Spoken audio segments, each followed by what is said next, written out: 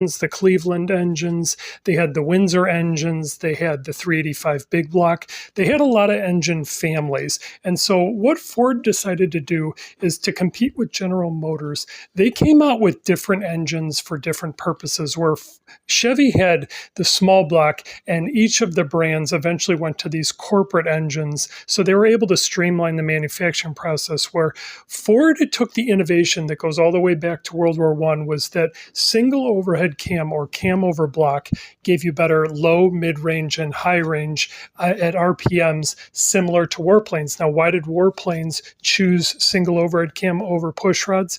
Well, because they were more reliable, and they were actually more lightweight than a push rod engine. They're also more lightweight than a dual overhead cam engine. So single overhead cam was the dominant powertrain for both sides during World War I and World War II. Now, most of the American side was using a V8 configuration or a V12 configuration, and the Germans were using a BMW inline 6 configuration. Both those configurations, ironically enough, are still being sold in automotive vehicles today.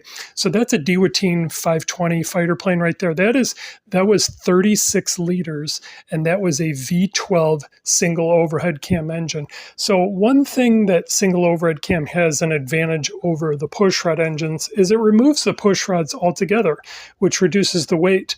Then it also reduces the need for a second camshaft in a dual overhead cam. So you reduce the weight by about 50 to 60 pounds per vehicle. You also reduce the manufacturing costs of dual overhead cam, and you also increase the performance over a pushrod engine. So Ford's modular engines is probably the best evolution from the first World War I Spod planes that were using single overhead cam